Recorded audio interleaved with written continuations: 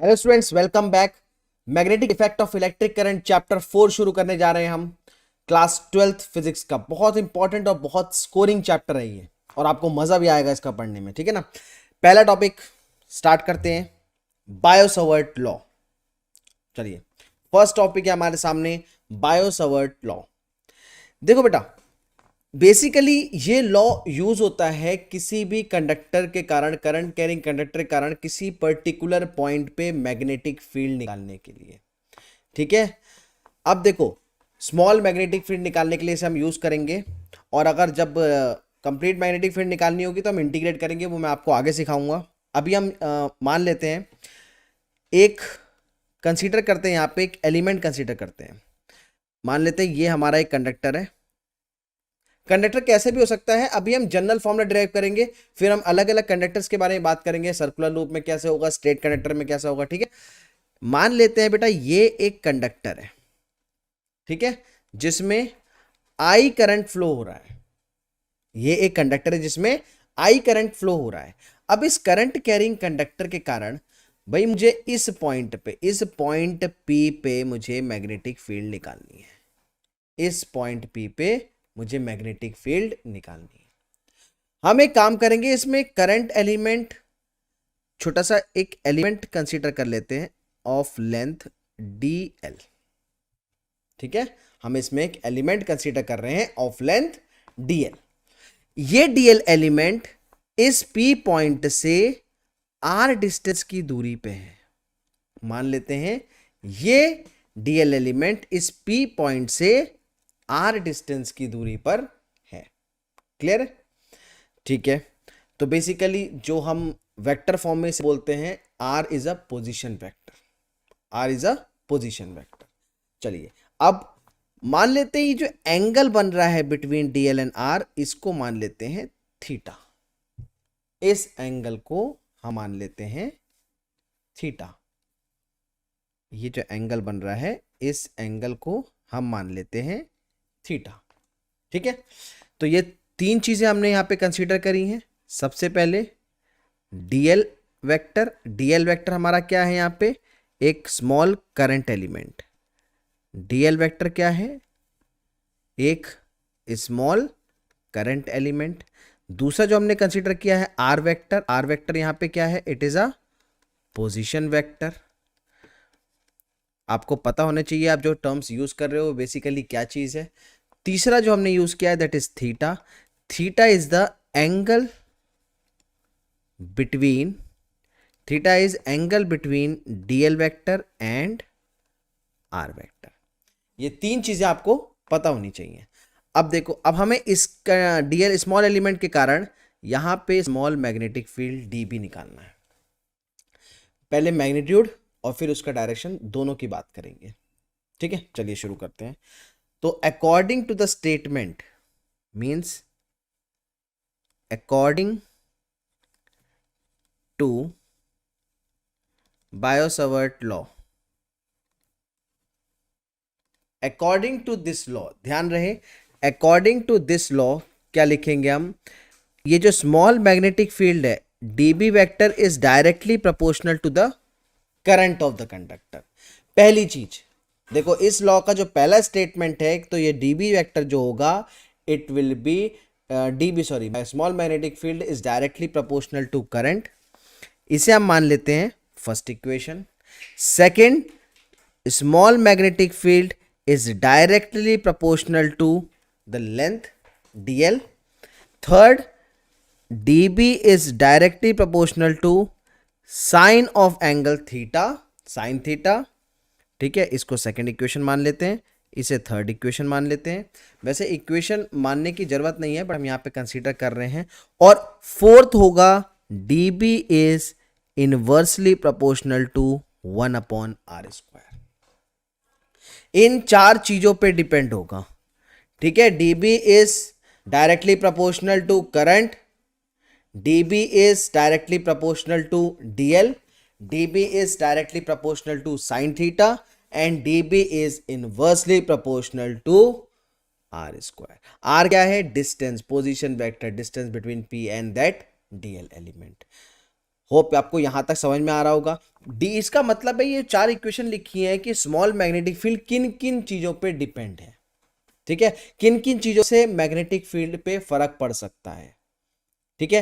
Current increase decrease करेंगे तो भी मैग्नेटिक फील्ड पे फर्क पड़ेगा, एंगल इंक्रीज डिक्रीज करेंगे तो भी मैग्नेटिक फील्ड पे फर्क पड़ेगा, ठीक है। और inversely proportional to r square, आप किसी भी कंडक्टर से जितना दूर जाओगे मैग्नेटिक फील्ड उतनी कम होती जाएगी। अब इस हिसाब से अगर हम इसको लिखना चाहें, हम इसको कंपेयर कर सकते हैं। यहाँ पे हम इसे ऐसे लिखेंगे, अब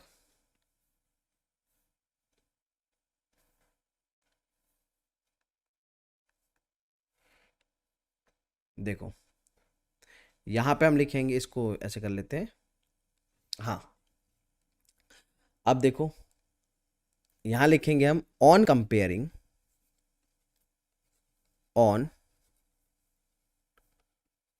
कंपेयरिंग या कंपेयर करना या फ्रॉम अबव इक्वेशन, इक्वेशंस की जरूरत नहीं है, इक्वेशंस को हटा दो, सीधे सीधे लिख देते हैं, ठीक है। ऑन कंपेयरिंग, हम इसको कंपेयर करके कंपेयर क्या करना है, कंबाइन करना, sorry on combining, on combining चारों इक्वेशन जो हमने बनाई थी, इक्वेशन को सिंपली नॉर्मली कंबाइन कर दो तो ये हमारी इक्वेशन निकल के आएगी, dB is directly proportional to I D L sine theta, I D L sine theta upon r square, I D L sine theta upon r square. अब देखो इलेक्ट्रिक फील्ड में याद होगा जब हमने कूलम्स लॉ पढ़ा था तो F was directly proportional to 1 Q1 Q2 by are square. Proportionality sine हटाने के लिए हमने कोई कांस्टेंट यूज किया था, वहां पे क्या था, 1/4 पाई एप्सिलॉन नॉट, है ना। इसी तरीके से यहां मैग्नेटिक फील्ड में भी यही काम करेंगे। इस प्रोपोर्शनैलिटी साइन को हटाने के लिए हम एक कांस्टेंट यूज करने जा रहे हैं, बस वहां पे 1/4 पाई एप्सिलॉन नॉट था, ठीक है। तो यहां पे क्या आएगा, dB is equal to mu naught upon 4 pi I D L sine theta whole divided by are square या डिवाइडेड बाय आर स्क्वायर। ये हमारा क्या बना, ये हमारा बन गया मैग्नेटिक फील्ड निकालने का, मैग्नीट्यूड निकालने का फॉर्मूला। अभी इसमें डायरेक्शन नहीं आया है और ना ही ये वेक्टर फॉर्म है, ये स्केलर फॉर्म है। मैग्नीट्यूड निकालने का आपके पास एक फॉर्मूला मिल गया है, mu naught upon 4 pi I D L sine theta by are square, ठीक है। चलिए इसके सेकंड पार्ट की बात करते हैं। अब यहां से आगे बात करेंगे। दूसरी बात हमें पढ़ना है इसका वेक्टर फॉर्म। दूसरा पार्ट जो हम पढ़ने जा रहे हैं वो है वेक्टर फॉर्म। वेक्टर फॉर्म का मतलब डायरेक्शन इंक्लूड करना है। डायरेक्शन इंक्लूड कैसे करेंगे, देखो dB vector is equal to mu naught upon 4 pi. अभी मैं आपको वैल्यू बताऊंगा म्यू नॉट अपॉन 4 पाई की वैल्यू क्या होती है, कैसे यूज करना है हमें। अब देखो I D l r sine theta upon r square into r. देखो हमने आर से डिवाइड मल्टीप्लाई करा, डिवाइड मल्टीप्लाई करने का जो रीजन था वो ये था, देखो d l r sine theta, इस पार्ट को देखो, इस पार्ट को हम इस तरीके से लिख सकते हैं ए बी साइन थीटा, ये कुछ इस फॉर्म का आ रहा है। और ए बी साइन थीटा क्या होता है, ए वेक्टर क्रॉस बी वेक्टर। अगर आपको याद होगा, वेक्टर आपने 11th क्लास में पढ़ा होगा, नहीं पढ़ा होगा तो मैं बता रहा हूं, डॉट प्रोडक्ट और cross product, A vector dot B vector A B cos theta, A vector cross B vector A B sine theta.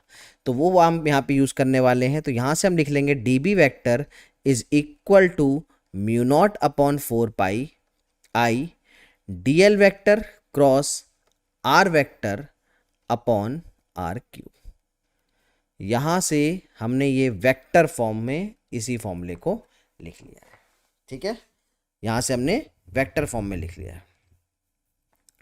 अच्छा डायरेक्शन क्या होगा, देखो एक चीज यहां पे और लिख लो, देखो direction of dB vector will be equal to direction of vector d l vector cross r vector. जो मैग्नेटिक फील्ड का डायरेक्शन होगा वो डीएल क्रॉस आर का डायरेक्शन के अलोंग होगा। अब डीएल क्रॉस आर हम राइट हैंड थंब रूल से निकालते थे क्लास 11th के वेक्टर में, उसके रूल्स भी था right hand palm rule, right hand thumb rule, ठीक है, मैक्सवेल कॉक्सक्यू रूल। तो ये सारे रूल्स हमें मैग्नेटिक फील्ड के डायरेक्शन बताते हैं, ठीक है। मैं भी इस वीडियो के लास्ट में आपको डायरेक्शन निकालना सिखाऊंगा किस तरीके से निकालते हैं, ठीक है। चलिए अब वेक्टर फॉर्म के बाद कुछ केसेस की बात कर लेते हैं जो इसमें हमारी यूज होंगी। सबसे पहले केस 1। केस 1, अब देखो केस 1 क्या है, अगर थीटा 90 डिग्री है, at theta is equal to, चलो 90 0 डिग्री से स्टार्ट करते हैं, at theta is equal to 0 degree. Theta क्या है, देखो theta is angle between d l and r vector. अभी भी मैंने बताया, देखो थीटा क्या है, हम पी पॉइंट लेंगे तो ये एंगल जो है दैट इज थीटा। अगर थीटा 0 हो जाए, अगर थीटा 0 हो जाए मतलब डीएल और आर के जो हैं एक ही डायरेक्शन में हो जाए, उस केस में देखो साइन थीटा क्या होगा, साइन थीटा मतलब साइन 0 डिग्री, और साइन 0 हमारा 0 होता है। दैट मीन्स अगर यहाँ पे अगर आप मैग्नेटिक फील्ड निकालोगे d B, that will be equal to mu naught upon 4 pi I D L sine 0 upon r square, that will be equal to 0। मतलब ऐसे केस में मैग्नेटिक फील्ड नहीं होगी, that will be equal to 0। Clear. चलो case number 2 देख लेते हैं।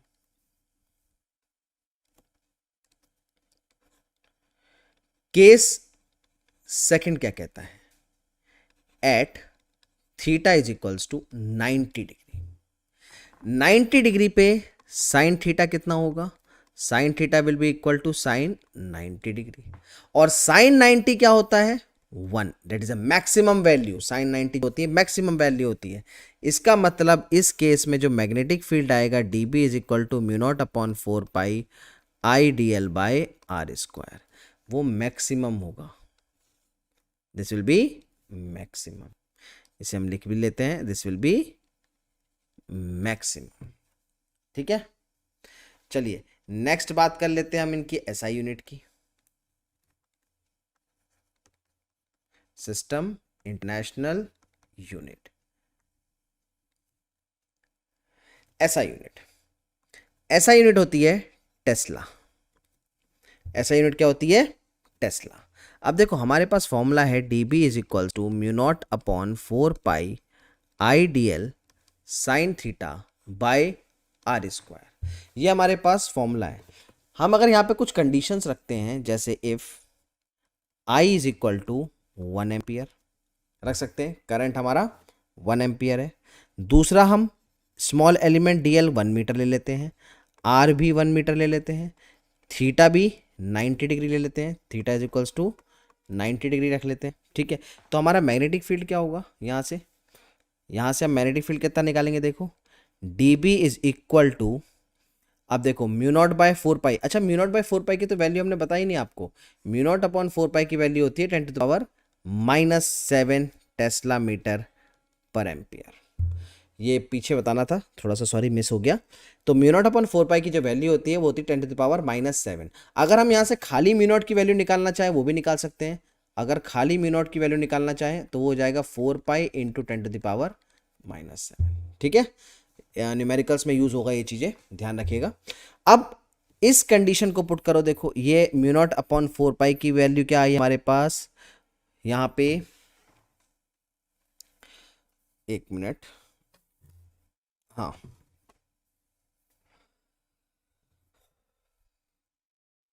Mu naught की वैल्यू क्या आई 4 pi into 10 to the power -7, तो 4 pi into 10 to the power -7 put कर देते हैं। आई हमारा 1 एम्पियर है, डीएल 1 मीटर है, आर भी 1 मीटर है, थीटा 90 है, और नीचे क्या आया हमारा पास 4 पाई, 4 पाई से 4 पाई कैंसिल हो गया, यानी कि हमारे पास आया 10 to the power -7 Tesla.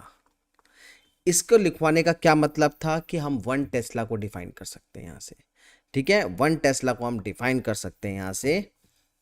Clear. अच्छा अब नेक्स्ट हम करने जा रहे हैं सिमिलैरिटी एंड डिफरेंस। सिमिलैरिटी और डिफरेंस किसके बीच में, सिमिलैरिटी और डिफरेंस हम पढ़ेंगे मैग्नेटिक फील्ड जो हम मैग्नेटिज्म में पढ़ रहे हैं, और इलेक्ट्रिक फोर्स, मैग्नेटिक फोर्स और इलेक्ट्रिक फोर्स दोनों के बीच में हम सिमिलैरिटी और डिफरेंस पढ़ेंगे। चलिए ये देखो सिमिलैरिटी, सबसे पहले सिमिलैरिटी की बात करते हैं। Similarity, both the fields depends inversely on the square of the distance. मतलब आप देखो B d B is also inversely proportional to 1/r², और कुलम्स लॉ में जो फोर्स पड़ा था that is also inversely proportional to 1/r²। तो first हमारा सिमिलैरिटी ये हो गई। दूसरा, दोनों ही हमारी लॉन्ग रेंज फील्ड है। तीसरा, principle of superposition is applicable to both, दोनों में ही हमारी अगर फोर्सेज जो लगती हैं वो ऐड ऑन हो जाती हैं। अब नेक्स्ट आता है difference between magnetic and electric field. देखो मैग्नेटिक फील्ड में जो बी मैग्नेटिक फील्ड जो प्रोड्यूस हो रही है that is from the vector source, अब इस वेक्टर सोर्स का क्या मतलब है? देखो आप लिख रहे हो ना d B is equal to mu naught upon 4πi dl vector cross r vector. Clear? हम लिख रहे हैं ना ये चीज। तो ये जो हमने यहाँ पे लिखा है ये वेक्टर सोर्स है, ठीक है ना। D l element is a vector source, और यहाँ पे electric field is produce by a scalar source. देखो हमारा एफ क्या होता है? F is directly proportional to Q1 Q2 by r²। तो Q चार्ज, Q क्या है? स्केलर। तो ये ड्यू की जो स्मॉल चार्ज होगा वो क्या है? Scalar source. Direction of B is perpendicular to the plane, ठीक है। जो बी का डायरेक्शन होगा वो प्लेन के हमेशा परपेंडिकुलर होगा, लेकिन इसमें द डायरेक्शन ऑफ, अच्छा ये बी नहीं होगा, ये क्या होगा हमारा? Electric field E। The direction of E is along the displacement vector. और तीसरा डिफरेंस हम क्या लिख सकते हैं? ये सारे डिफरेंस है, देखो ये सारे हमने डिफरेंस हैं जो आपके काम आ सकते हैं, कभी पूछ लिया तो। ये जो मैग्नेटिक फील्ड होती है बी, मैग्नेटिक फोर्स होती है, it depends on the size of the angle, theta पे डिपेंड होता है। ये हमारा थीटा पे डिपेंड नहीं होता है, ये थीटा पे डिपेंड होता है, ठीक है। तो ये कुछ सिमिलैरिटी डिफरेंस थे जो आपके नोट्स में काम आ जाएंगे। क्लियर है? अब हमें मेन जो यहाँ पे बात करनी है वो करनी है, हमने स्केलर फॉर्म तो कर लिया, बट डायरेक्शन के लिए देखो हमें राइट हैंड थंब रूल या राइट हैंड पाम रूल पता होना चाहिए। तो डायरेक्शन ऑफ मैग्नेटिक फील्ड निकालने के लिए हम यहाँ पे पढ़ेंगे right hand thumb rule. Clear? चलिए राइट हैंड थंब रूल शुरू करते हैं। Direction of magnetic field, right hand thumb rule के लिए देखो मैं यहाँ पे आपके सामने दो चीजें बनाऊंगा।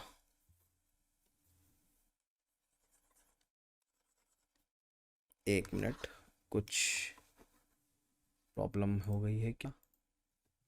Let me check. ओके चलो, अब देखो डायरेक्शन के लिए मैं यहाँ पे ये डायग्राम बनाता हूँ। उससे पहले मैं आपको याद दिला एक चीज आपको प्रिपेयर कर लेनी है कि मान लेते हैं आपने एरो देखा होगा, इस तरीके का होता है, ठीक है।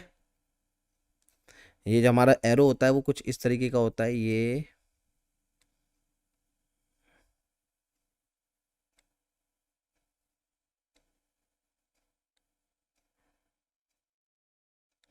ठीक है।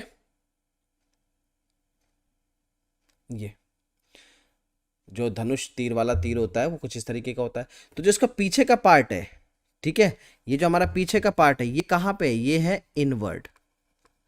ये क्या रिप्रेजेंट करेगा? इनवर्ड। और जिस तरफ जाता है ये क्या रिप्रेजेंट करेगा? आउटवर्ड। क्योंकि अगर आपके सामने एरो जो आ रहा होगा वो एक बिल्कुल पॉइंट शो करेगा, तो वो जो टिप है पॉइंट, ये जो पॉइंट है वो रिप्रेजेंट करता है आउटवर्ड, और ये जो क्रॉस है ये रिप्रेजेंट करता है हमारा इनवर्ड। तो हम जो मैग्नेटिक फील्ड को शो करेंगे आउटवर्ड और इनवर्ड, वो इसी के बेसिस पे शो करेंगे, पॉइंट पे और क्रॉस के बेसिस पे, ठीक है। मैग्नेटिक फील्ड को हम इसी बेसिस पे शो करेंगे। तो हमारा पहला है राइट हैंड थंब रूल। अब राइट हैंड थंब रूल को देखो मैं आपको बनाने की कोशिश करता हूं। मान लेते हैं ये हमारा दो कंडक्टर है, ठीक है। एक कंडक्टर ये है, दूसरा कंडक्टर ये है। क्लियर? ये पॉइंट P यहाँ है, इस कंडक्टर के लिए पॉइंट P यहाँ है, ठीक है। दोनों में ही करंट I फ्लो हो रहा है इस डायरेक्शन में, दोनों में ही करंट I फ्लो हो रहा है इस डायरेक्शन में। अब देखो DL एलिमेंट ये है, और यहाँ से यहाँ तक की जो डिस्टेंस है इसकी वो R ले लेते हैं, R, ठीक है। अब दोनों ही एलिमेंट में इसमें भी DL ले लेते हैं, देखो और ये आर। अब हमें बताना है मैग्नेटिक फील्ड का डायरेक्शन। ये एंगल थीटा, इसका भी ये एंगल थीटा, ये हो गया आर। अब हमें मैग्नेटिक फील्ड का डायरेक्शन बताना है using right hand thumb rule. देखो राइट हैंड थंब रूल एक क्लास 10th में आपने पढ़ा था कि अगर हम स्ट्रेट कंडक्टर को ऐसे पकड़ेंगे और करंट के डायरेक्शन में हम थंब को रखेंगे तो जहां पे हमारी फिंगर्स कर्ल करती हैं it gives the direction of magnetic field line. यहाँ पे भी कुछ इसी तरीके से होगा, बस थोड़ा सा चेंज है। यहाँ पे हम थोड़ा सा वेक्टर फॉर्म यूज करेंगे डीएल क्रॉस आर का। ठीक है, अब देखो डीएल से आर की तरफ, अब देखो डीएल से आर की तरफ इस डायरेक्शन में ध्यान देना, डीएल से आर की तरफ दोनों साइड में इस डायरेक्शन में जाएंगे तो देखो d l to r thumb invert जा रहा है, ये दिख रहा है आपको। डीएल से आर यहां पे थंब कैसे जा रहा है, इनवर्ड, तो यहां पे क्रॉस पुट करोगे डीएल से आर, ठीक है ना, इन ये आपका इनवर्ड है।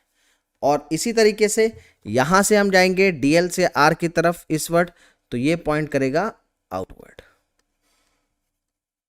यहां डायरेक्शन हो गया आउटवर्ड, यहां डायरेक्शन हो गया इनवर्ड। ठीक है, अब देखो कैसे पता लगा कि ये इनवर्ड और आउटवर्ड है। आप पहले वाले केस में देखो, इस वाले फर्स्ट वाले केस में देखो, फर्स्ट वाले केस में आप डीएल से आर की तरफ जा रहे हैं तो थंब कहां पॉइंट कर रहा है, बाहर की तरफ। देखो आप मेरे को भी देख सकते हो यहां से, मैं वैसे देखूंगा नहीं, आपको छोटा दिख रहा हूँ, लेकिन आप मेरे को, मैं अपना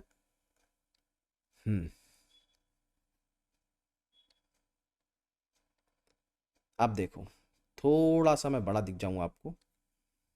चलिए अब देखो, देखो बेटा, जैसे मान लेते हैं ये एलिमेंट था, अब ये डीएल से हम आर की तरफ जा रहे हैं तो एक थंब आउटवर्ड। पहला केस देखो, फर्स्ट केस आप स्क्रीन पे देख रहे हो ना, डीएल जैसे मान लो ये कंडक्टर है, इस कंडक्टर के यहाँ पे हमने क्या रखा है, देखो डीएल से आर की तरफ अगर हम अपने हैंड को ऐसे घुमाएंगे तो जो थंब पॉइंट कर रहा है that will give the direction of magnetic field, मतलब आउटवर्ड। और दूसरे केस में देखो, दूसरा केस में देखो, सेकंड केस आपके स्क्रीन पे देखो, सेकंड केस में हम यहाँ पे इस करंट को अगर इस तरीके से डीएल से आर की तरफ जाएंगे तो जो थंब पॉइंट करेगा वो इनवर्ड, वो आपकी तरफ करेगा। देखो थंब पॉइंट आपकी तरफ कर रहा है, ठीक है। पहले वाले केस में डीएल से हम आर की तरफ जाते थे, हम मेरी मेरी तरफ पॉइंट कर रहा है। देखो फर्स्ट केस में मेरी तरफ पॉइंट कर रहा है, और सेकंड केस में जब ये पी पॉइंट इस साइड है, पी पॉइंट राइट साइड है, तो इस साइड में हम डीएल से आर की तरफ अगर हाथ ऐसे करेंगे तो इनवर्ड आपकी तरफ जा रहा है।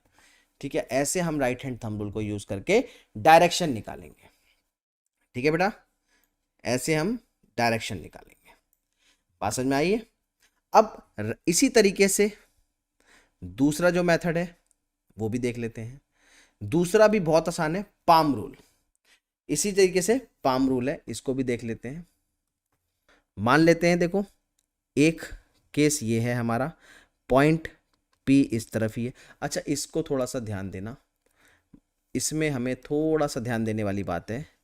इसमें मान लेते हैं पॉइंट पी यहाँ है, ठीक है, ये करंट आई है और ये हमारा स्मॉल एलिमेंट डीएल है और ये इसकी डिस्टेंस है। ध्यान देना, पाम रूल मतलब आप फिर से मेरे को देखो, पहले इसमें से देख लो फिर मेरे को देखना। मतलब हम डीएल एलिमेंट से चलेंगे उस पॉइंट की तरफ जहां हमें मैग्नेटिक फील्ड निकालनी है, उस पॉइंट पे जाके हम अपना पाम खोल लेंगे। ठीक है, उस पॉइंट पे जाके हम अपना पाम खोल लेंगे इस तरीके से। अब आप स्क्रीन पे मेरे पास देखो, क्योंकि ऐसे तो आपको समझ में नहीं आएगा, थोड़ा सा देखो। देखो बेटा, ये कंडक्टर था, इधर पी पॉइंट है, मान लेते इधर पी पॉइंट है, तो हम यहां से, ठीक है, डीएल एलिमेंट से पी की तरफ जाएंगे और थंब हमारा करंट के डायरेक्शन को पॉइंट करेगा। ऊपर जा रहा है करंट, देखो स्क्रीन पे देखो, ऊपर जा रहा है ना करंट। अब थंब हमारा कहाँ पॉइंट करेगा, करंट के डायरेक्शन पे।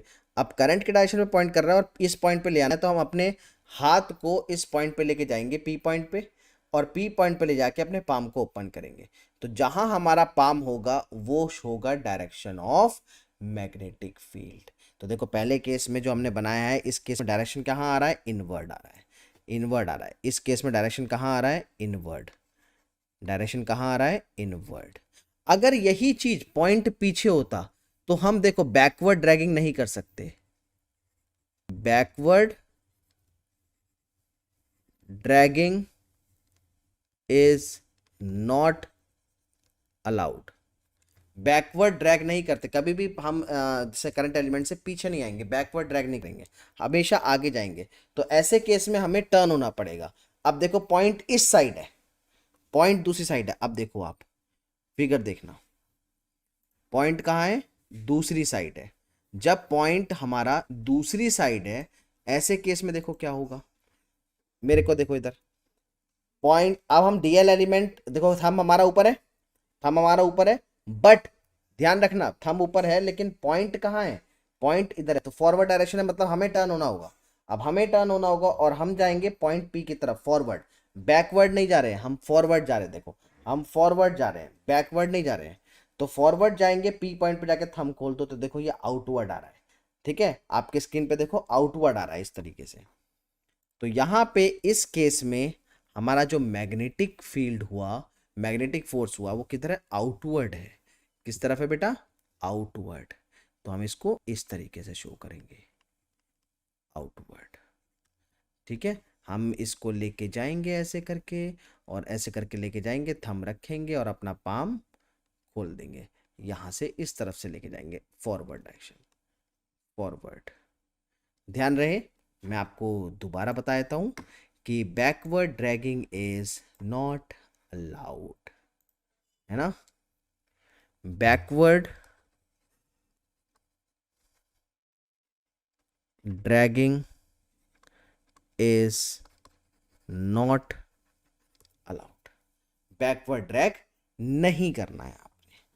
ठीक है, तो ये हमारा कुछ इंट्रोडक्शन था बायो सावर्ट लॉ के बेसिस पे। देखो सबसे पहले 3 एप्लीकेशन पढ़नी है हमें। First application is the magnetic field at a centre of a circular loop. ठीक है, ये हमें लेक्चर नंबर 2 में हम आज पढ़ेंगे। Then second application is magnetic field at a point on the axis of a loop, ये हम पढ़ेंगे नेक्स्ट लेक्चर नंबर 3 में। एंड देन लेक्चर नंबर 4 में आपको थर्ड एप्लीकेशन मिलेगी, magnetic field due to current flowing in a straight conductor. मैंने तीनों application की सेपरेट वीडियोस बनाई हैं, सेपरेटली आपको पढ़ाया है। ठीक है, ताकि चीज़ें सही से समझ में आए, और ज़्यादा लंबा, क्योंकि एक ही वीडियो में आप पढ़ते जाओगे तो थोड़ा सा कॉम्प्लिकेशंस भी क्रिएट होंगी। आप फर्स्ट एप्लीकेशन करो और उसके रिलेटेड न्यूमेरिकल प्रैक्टिस करो, then go for the next lecture, then a little bit numerical, 2-3 numericals practice करो उसके बेसिस पे, और फिर थर्ड एप्लीकेशन। इस तरीके से आपको पढ़ना है। ठीक है, स्टार्ट करते हैं। Magnetic field at a centre of a circular loop, ये एक सर्कुलर लूप है जिसमें ये आई करंट फ्लो हो रहा है। अब हमें इसके सेंटर पे निकालना है, तो हम क्या करेंगे, सबसे पहले एक स्मॉल एलिमेंट, देखो बायो सावर्ट लॉ जो हम यूज करते हैं वो to find magnetic field due to small element. तो हम यहां पे एक स्मॉल एलिमेंट कंसीडर कर लेंगे, दैट इज डीएल। ठीक है, हम यहाँ पे small element DL element consider करेंगे। अब इस डीएल एलिमेंट का जो डायरेक्शन है वो इस तरफ होगा। ठीक है, और ये हमारा आर, आर मीन्स यहाँ पर वो ए ले रखा है, सेंटर रेडियस जो आर की जगह यहाँ पे ए लिया हुआ है। तो यहाँ से हम सबसे पहले तो देखो डायरेक्शन भी निकाल सकते हैं। डायरेक्शन कैसे निकाल सकते हैं, d l vector cross r vector, A vector cross B vector. ठीक है, ए क्रॉस बी का डायरेक्शन कहाँ आता है, डीएल से आर की तरफ जाएंगे, जहां पे हमारा थंब पॉइंट कर रहा है, that will give the direction of magnetic field. अब देखो ये डीएल है, ये आर है, आर मीन्स ये ए, तो डीएल से आर की तरफ जाएंगे तो थंब इनवर्ड जा रहा है, यानी कि direction of a magnetic field क्या होगी, इनवर्ड। ठीक है, हालांकि अभी हमें डायरेक्शन से कोई काम नहीं है, अभी हम सीधे सीधे इसमें मैग्नेटिक फील्ड का मैग्नीट्यूड की बात करते हैं। मैग्नीट्यूड निकालने के लिए सबसे पहले हम यूज करेंगे यूजिंग बायो सावर्ट लॉ।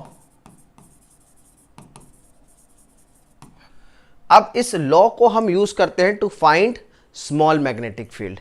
तो यहां पे स्मॉल मैग्नेटिक फील्ड डीबी कैसे निकालेंगे, देखो d B is equal to mu naught by 4 pi I D L sine theta by are square हमारा फॉर्मूला होता है। इस फॉर्मूले को यूज करेंगे, dB is equals to mu naught by 4 pi ideal sine theta by are square. इस हिसाब से हमारा थीटा कितना है, देखो थीटा इज 90 डिग्री। ठीक है, थीटा कितना है, 90 डिग्री। अब थीटा 90 को यहां पे पुट करोगे तो ये हमारा बन गया dB इज इक्वल टू, या इस साइड कर लेते हैं फिर आपको देखने में दिक्कत नहीं होगी,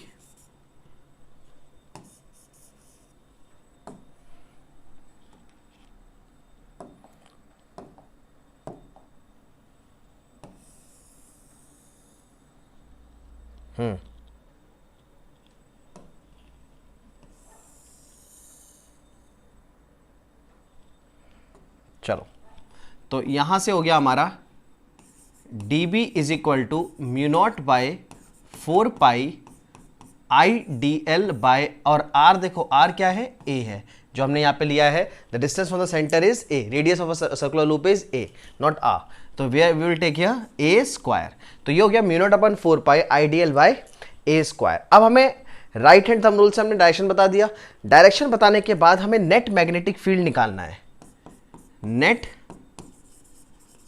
मैग्नेटिक फील्ड।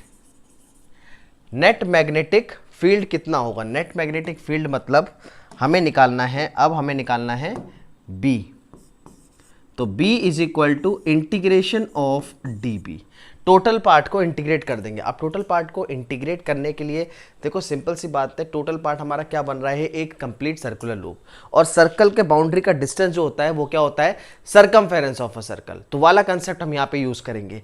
तो B नेट मैग्नेटिक फील्ड कैसे निकालेंगे, इंटीग्रेशन ऑफ dB, और dB की वैल्यू हमारे पास ऑलरेडी है यहाँ पर, तो हम लिख सकते हैं इंटीग्रेशन ऑफ dB की जगह mu naught by 4 pi I D L by A square. अब इसमें से कांस्टेंट पार्ट बाहर ले लेते हैं, कांस्टेंट पार्ट बाहर ले लेंगे तो देखो म्यू नॉट बाय 4 पाई बाहर आ गया, ठीक है, आई बाय ए स्क्वायर बाहर आ गया, बचेगा क्या, इंटीग्रेशन ऑफ dl, ये इंटीग्रेशन ऑफ dl बचेगा, और integration of dl complete circle के लिए इंटीग्रेशन ऑफ dl आएगा circumference of a circle 2 pi r, but यहाँ पे r रेडियस नहीं है, रेडियस a है, तो 2 पाई a, तो इंटीग्रेशन ऑफ dl की जगह क्या आ जाएगा, 2 pi a।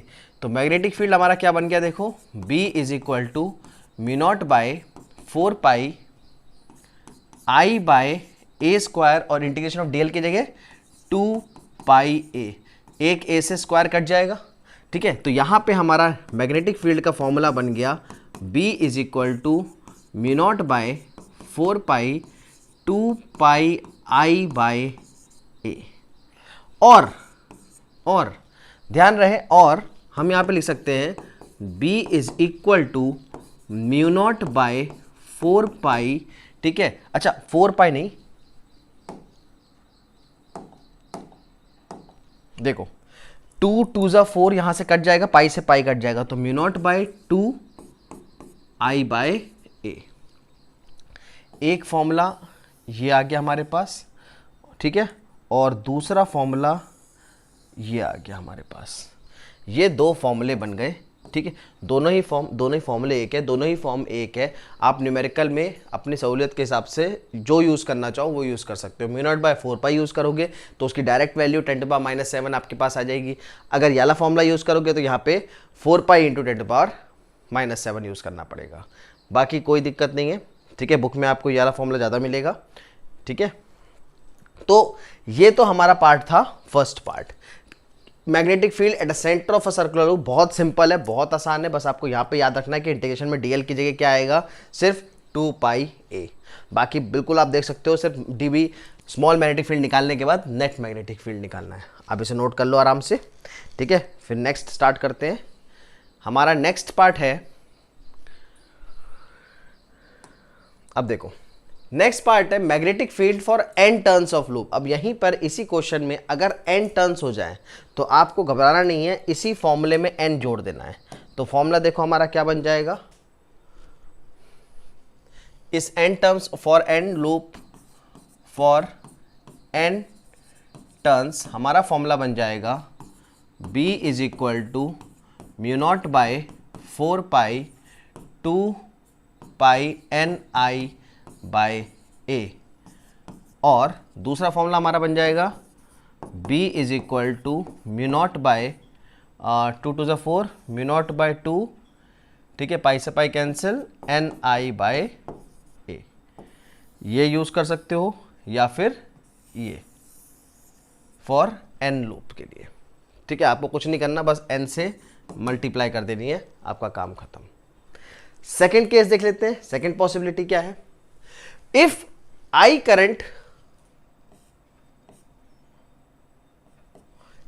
current flows through two concentric circular conductor। अब देखो ये दो कंडीशन हो सकती है इसमें भी ना देखो दो कंडीशन पॉसिबल हो सकती हैं, आप इसको इस तरीके से समझो।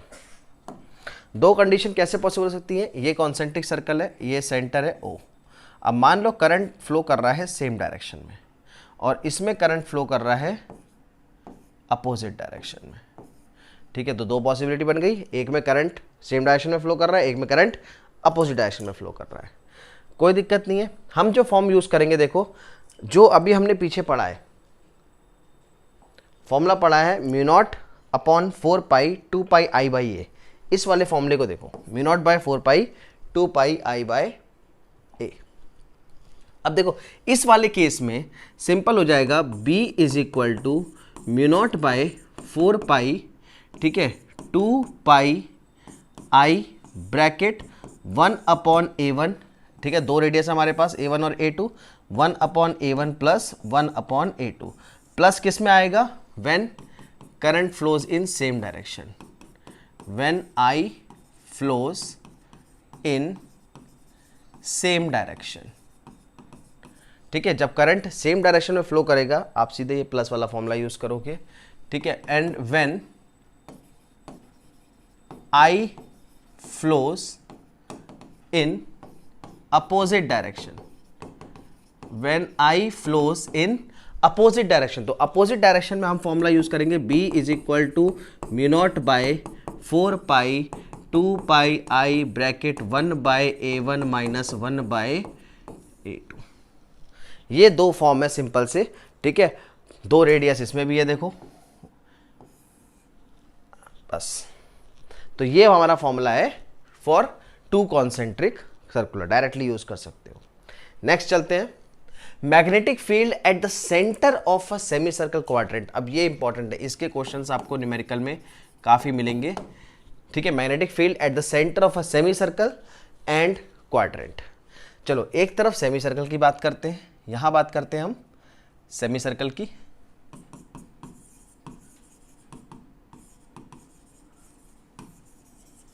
और इस तरफ बात करेंगे क्वाड्रेंट की।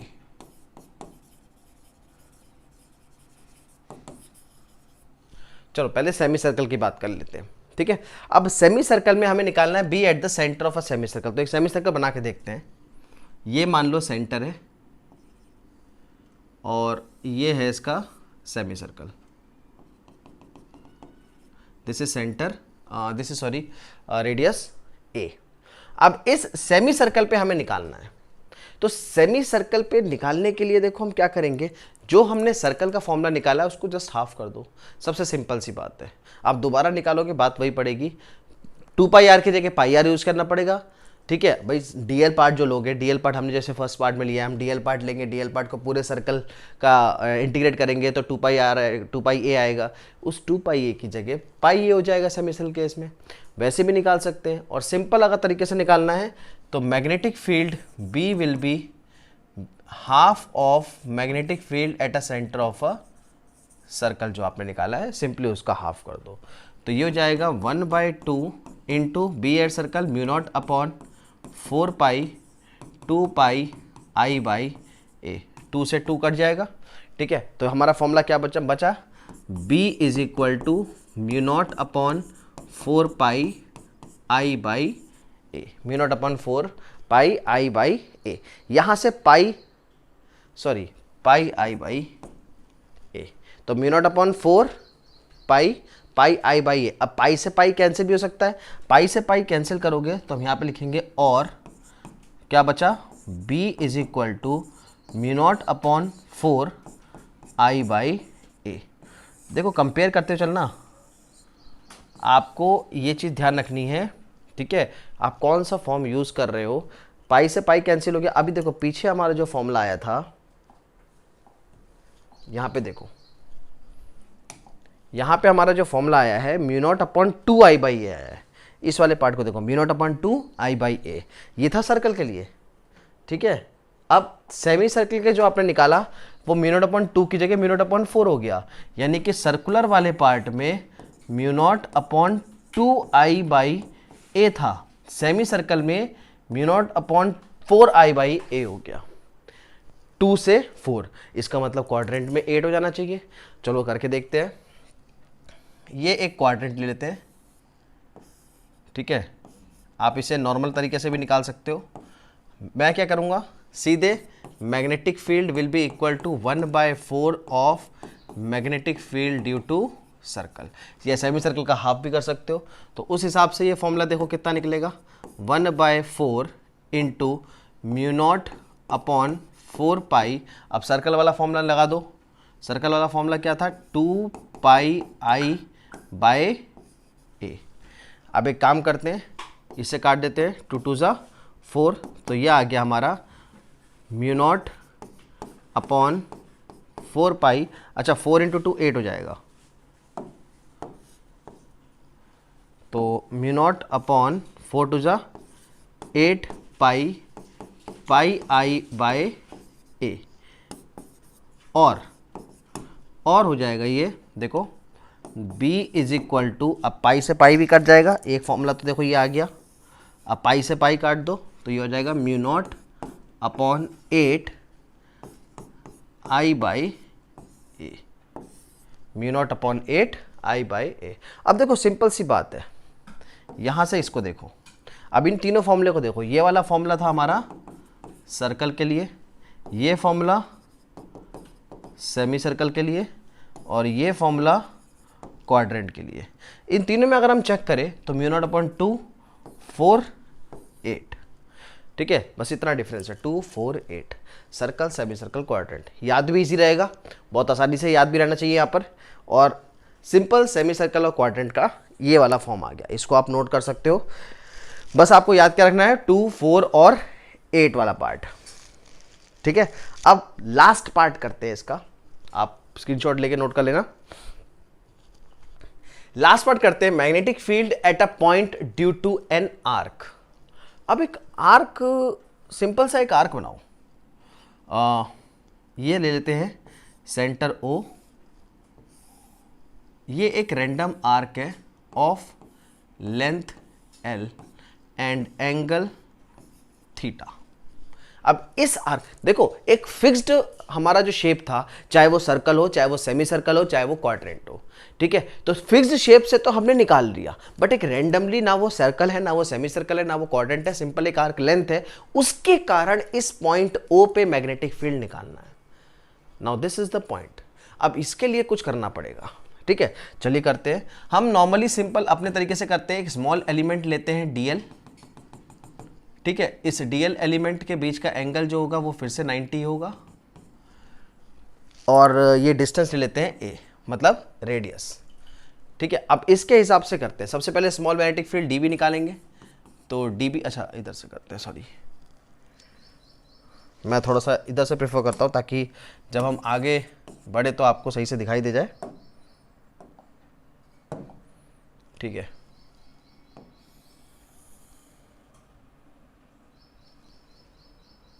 चलिए, हाँ, तो हम बात कर रहे थे स्मॉल dB की, तो फॉर्मूला होता है dB is equal to mu naught upon, using Biot Savart law, using, तो dB is equals to mu naught upon 4 pi IDL sine theta by R square, ये होता है मेन फॉर्मूला। अब इस फॉर्मूले को इस पार्ट में यूज करेंगे तो हमारा बन जाएगा dB is equal to mu naught upon 4 pi IDL, भाई साइन 90 हो जाएगा, IDL बाय R की जगह A स्क्वायर, क्योंकि रेडियस हमारी ये है, R होता है बायो-सावर्ट लॉ में distance of point from the current carrying conductor. अब dB is equal to mu naught by 4 pi IDL by A square है, ठीक है। अब हमें क्या करना है, इसको इंटीग्रेट करना है एक आर्क के बेसिस पे, तो नेट मैग्नेटिक फील्ड निकालेंगे, नेट मैग्नेटिक फील्ड, तरीका वही है, देखो तरीका वही है जैसे हमने सर्कल वाला करा है, नेट मैग्नेटिक फील्ड निकालेंगे, तो नेट मैग्नेटिक फील्ड कितना आएगा, देखो B is equals to integration of dB। अब इंटीग्रेशन ऑफ dB मतलब ये फॉर्मूला पुट करते हैं, इस फॉर्मूले को पुट करेंगे तो ये आएगा integration of mu naught by 4 pi IDL by A square. Constant वाला पार्ट अगर हम बाहर लेके देखते हैं तो यहाँ से अगर कांस्टेंट वाला पार्ट बाहर लेंगे तो mu naught upon 4 pi I by A square बाहर आएगा, बचेगा क्या, इंटीग्रेशन ऑफ डीएल। ठीक है, अब नाउ एक काम करते हैं, हमें डीएल को इंटीग्रेट करना है तो हमें लेंथ चाहिए कि लेंथ होगी कितनी। तो हम एक फॉर्मूला क्लास टेंथ में एक फॉर्मूला पढ़ा था हमने, theta is equal to arc by radius, इसको यूज करेंगे। Theta is equals to arc by radius, तो यहां पे थीटा इज इक्वल्स टू क्या आएगा, आर्क लेंथ कितनी है एल, बाय रेडियस कितना है ए, तो यहां से और हम एल लिख सकते हैं ए इंटू थीटा, इस पार्ट को यूज करेंगे। अब हमें डीएल का इंटीग्रेशन मिल गया, एल कितना है ए थीटा, यहां पुट कर देते हैं। सो यहां पे कितना आएगा, B is equal to mu naught by 4 pi, ठीक है, I by A square into integration of DL की जगह ये आ जाएगा, that is a theta, A से ए स्क्वायर कट जाएगा, तो और हमारा यह फॉर्मूला बन गया B is equal to mu naught by 4 pi I by a into theta, I by a into theta. Now this is the formula for an arc, mu naught by 4 pi I by a into theta, ये हमारा formula है due to an arc, magnetic field at a point due to an arc. कहीं भी randomly arc वाला आएगा तो arc के case में ये वाला फॉर्मूला लगाओगे, आर्क के केस में ये वाला फॉर्मूला लगाओगे। ठीक है, तो आपको कई सारे फॉर्मूले बन गए। ठीक है, 2, 4, 8 एंड आर्क, तो this is the part. Clear है? चलिए, तो magnetic field at a point on the axis of अ, देखो लूप का मतलब यहां पे ये भी है, करंट कैरिंग सर्कुलर लूप या करंट कैरिंग सर्कुलर कंडक्टर। ठीक है, इस केस में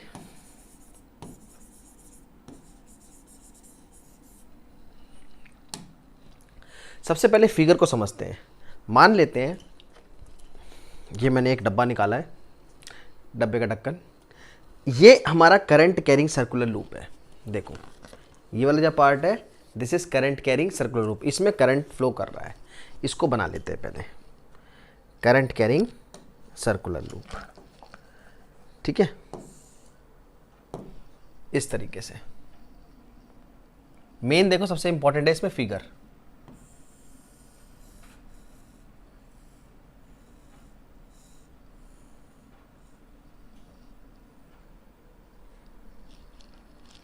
मजा नहीं आया, फिगर चेंज करते हैं।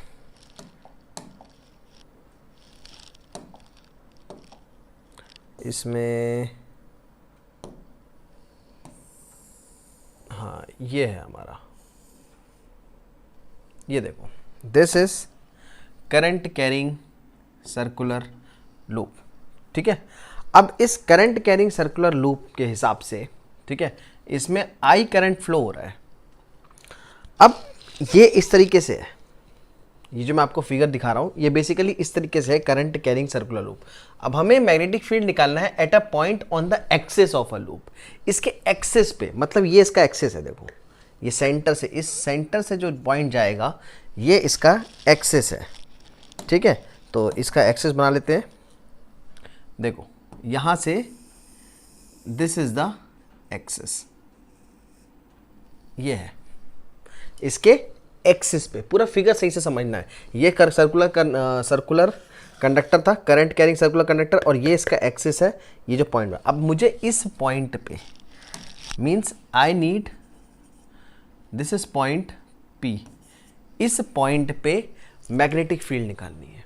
सबसे पहले तो आपको ये समझ में आना जाना चाहिए कि हम करने क्या जा रहे हैं। ये सर्कुलर कैरिंग कंडक्टर है, ये इसका एक्सिस है, इसके एक्सिस पे हमने एक पॉइंट ले लिया P, और इस पॉइंट पे मैग्नेटिक फील्ड निकालनी है। अब यहां से हम अपना शुरू करेंगे प्रोसेस। ठीक है, मान लेते हैं इस कंडक्टर का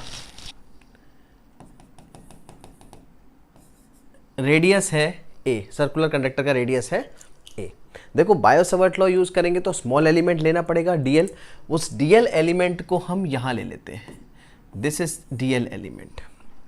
ठीक है, अब बायो-सावर्ट लॉ जब हमने पढ़ा था, आपको याद होगा बायो-सावर्ट लॉ हमने पढ़ा था, तो उसमें करंट कैरिंग कंडक्टर इस पॉइंट P पे निकालना था, तो ये डिस्टेंस हमें चाहिए थी, दैट इज R। ये डिस्टेंस मतलब ये डिस्टेंस कहाँ से थी, DL एलिमेंट से इस पॉइंट तक की डिस्टेंस। दैट मीन्स हमें ये DL एलिमेंट से इस पॉइंट P तक की डिस्टेंस भी चाहिए। तो इसको हम ले लेते हैं, देखो इसको भी हमें बनाना पड़ेगा। इसको हम ले लेते हैं DL एलिमेंट से इस P पॉइंट तक की डिस्टेंस।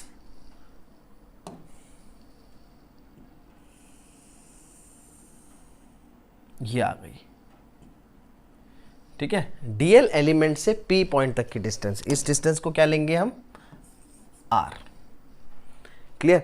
अगर ये समझ लो कि DL से P पॉइंट की डिस्टेंस बेसिकली है क्या, देखो ये जो DL एलिमेंट मैंने यहाँ पे पॉइंट P है, ये P पॉइंट है, तो यहाँ से लेके यहाँ तक की दूरी है, ठीक है, DL एलिमेंट से P पॉइंट तक की दूरी।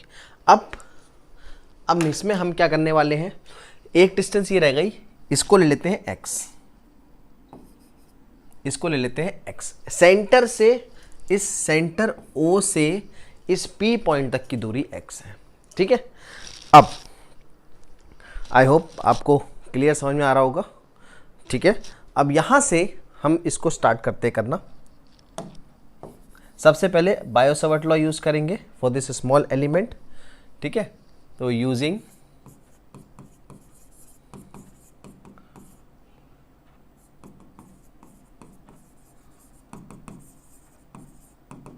ठीक है।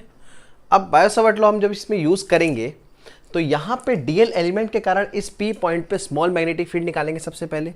तो ये आएगा हमारा dB is equal to mu naught by 4 pi I DL sine theta by R square. ये तो हमारा मेन फॉर्मूला है। अब इस फॉर्मूले में इसको रखना है, ठीक है। अब इस फॉर्मूले में इसको पुट करने के लिए सबसे पहली चीज हमें थीटा पता होना चाहिए, थीटा पता होना चाहिए सबसे पहली चीज। Theta is the angle between DL and R, ये तो हम पढ़ते हुए आ रहे हैं। Theta is the angle between DL and R। अब DL एंड R के बीच में आपको देख के लग रहा होगा कि ये वाला एंगल है, नहीं ये एंगल नहीं है, ये गलत हो जाएगा, ठीक है। यहाँ पे कई बच्चे कंफ्यूज हो जाते हैं कि ये वाला एंगल DL और R है, नहीं ये एंगल अगर आप लेंगे तो ये A और R के बीच का एंगल है। जैसे आप देखो ये सर्कुलर कंडक्टर इस तरीके से है, अब इसके बीच में अगर हम ऐसे बनाएंगे यहाँ पे, ठीक है, तो ये एंगल जो है, ये देखो ये जो बन रहा है ये एंगल 90, ठीक है, 180, 90, लगभग 45, 60, 70, 30, तो ये एंगल, ये वाला एंगल बन रहा है और ये एंगल है बिटवीन A एंड R, और हमें चाहिए DL एंड R। तो बेसिकली इस कंडक्टर के हिसाब से DL ये वाला पार्ट होगा, ये DL हमने इसका स्मॉल एलिमेंट लिया है, ये जो टेंजेंट होता है ना सर्कल का, this is the DL element. और अगर इसमें हम R देखें तो R देखो ये इस तरीके से आएगा, ये DL एलिमेंट है, ठीक है, और ये है R, ठीक है। ये इस पॉइंट, ये पॉइंट P है इसके एक्सिस पे। 3D फिगर में आप थोड़ा सा इमेजिन करना पड़ेगा आपको। यहाँ से लेके देखो ये इसका एक्सिस था, ये एक्सिस है, ये पॉइंट यहाँ पे मीट कर रहे हैं ना ये दोनों पॉइंट, पेंसिल और पेन का, ये P है। अब P पॉइंट पे ये X है, पेंसिल, ये पेंसिल डिस्टेंस जो है वो X है। X को अभी हटा देते हैं, हमें X का कोई काम नहीं है। अब ये डिस्टेंस लिए मैंने R, और ये जो वाला मार्कर है राइट हैंड में ये है DL, तो DL और R। अब देखो ये इस तरीके से है, ये आपका जा रहा है एक्सिस की तरफ, और DL एलिमेंट, अब देखो DL एलिमेंट और इसके बीच में परपेंडिकुलर है। अब ये चाहे स्ट्रेट हो, चाहे टिल्टेड हो, चाहे इसको नीचे करते जाओ, ये एंगल इनके बीच में हमेशा 90 रहेगा, ठीक है। आप इसको इस तरीके से समझो। ये अगर मैं इसको सर्कुलर कंडक्टर 1 मिनट हटा दूं तो ये DL था और ये डिस्टेंस ऐसे थी, तो इनके बीच में चाहे इसको आप सीधे रखो, ऐसे नीचे लेके जाओ, या कितना भी टिल्ट करके इसको कितना ऊपर ले आओ, इनके बीच का एंगल हमेशा 90 रहेगा। तो इस हिसाब से हमारा थीटा कितना हो गया, थीटा हो गया 90 degree. Theta is the angle between DL and R। अब उस एंगल को आप लोगे तो ये थीटा सॉरी, हाँ, थीटा 90 आ गया, यहाँ पे पुट करेंगे तो कितना आएगा, D B is equal to mu naught by 4 pi I D L by are square, because sine 90 हमारा क्या होता है, साइन 90 हमारा 1 होता है। ठीक है, आई होप कि इतना फिगर आपको समझ में आ गया होगा, इसमें कोई दिक्कत नहीं होनी चाहिए। क्लियर, ये हो गया स्मॉल एलिमेंट। अच्छा, दूसरा चीज़ हम इसमें डायरेक्शन भी देख लेते हैं। अब ये जो स्मॉल एलिमेंट dv है, इस dv का डायरेक्शन हम यहाँ पे कैसे प्लॉट करेंगे, इसका डायरेक्शन देखना है तो राइट हैंड यूज़ कर लीजिए। करंट है, करंट इस तरफ आ रहा है और r ये जा रहा है। ठीक है, तो करंट हमारा इस तरफ है, r ये जा रहा है, यानी कि थर्ड एक्सिस जो होगा वो परपेंडिकुलर होगा इसके, ये इस तरीके से, ये परपेंडिकुलर होगा r वेक्टर के। सॉरी बच्चों, थोड़ा सा लाइट का इशू था। तो हम बात कर रहे थे dv के डायरेक्शन की। तो देखो ये करंट आउटवर्ड आ रहा है यहाँ dl एलिमेंट पे, और ये जा रहा है r, तो ये जो आएगा हमारा पार्ट ये आएगा r, db जो आएगा that is this part perpendicular to this r vector. आप राइट हैंड रूल यूज भी कर सकते हो। अब सेम देखो यहाँ पे db का हमें डायरेक्शन मिल गया perpendicular to this r vector. ठीक है, अब देखो एक एंगल पे एक्ट कर रहा है db एक एंगल पे एक्ट कर रहा है। ठीक है, तो इसके दो कंपोनेंट रिजॉल्व होंगे, हॉरिजॉन्टल कंपोनेंट और वर्टिकल कंपोनेंट। अब इसके दो कंपोनेंट रिजॉल्व होंगे। ये ध्यान रखना कि ये जो हमारा db है that is perpendicular to dl, ये बात ध्यान रखना, db is perpendicular to dl and db will be perpendicular to r। इस चीज़ का ख्याल रखना, क्योंकि a क्रॉस b प्रोडक्ट लगाओगे तो a वेक्टर से b vector, a cross b का जब डायरेक्शन निकालते हैं तो जो c वेक्टर आता है that is perpendicular to a and b। ठीक है, वेक्टर में हमने क्लास 11th में भी चैप्टर 4 में पढ़ा है।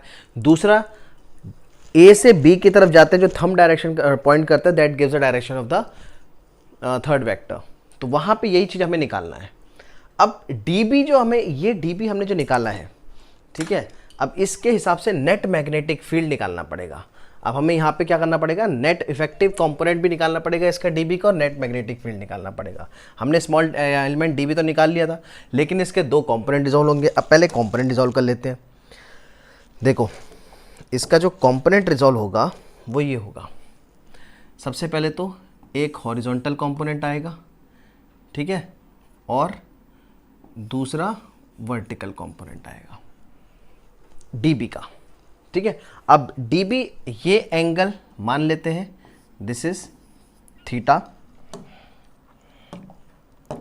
दिस इज थीटा, ये इसके परपेंडिकुलर है, ध्यान देना, ये इसके परपेंडिकुलर है r और db के, ये एंगल थीटा है, तो ये बचा हुआ ऑटोमेटिकली कितना हो जाएगा, थीटा। आप देखो ये हॉरिजॉन्टल और वर्टिकल लाइन है, ये एंगल भी हमारा क्या है 90। ठीक है, ये थीटा है, ये 90 है, तो ये बचा हुआ कितना हो जाएगा, थीटा हो जाएगा। अब यहाँ पे ये हो जाएगा हमारा D B cos theta angle के साथ वाला, और ये हो जाएगा D B sine theta. Same आप यहाँ से दूसरी तरफ से भी देख सकते हो। अगर दूसरी तरफ से देखें हम, तो दूसरी तरफ से इसी के बिल्कुल डायमेट्रिकली एक डीएल एलिमेंट लेना पड़ेगा हमें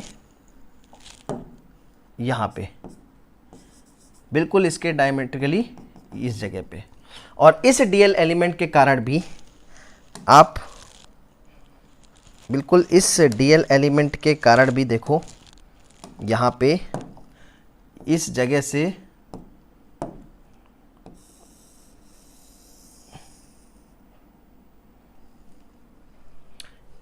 से भी हम ये लेंगे सिमेट्रिकली, ये भी आर हो जाएगा, सिमेट्रिकली ये भी आर हो जाएगा।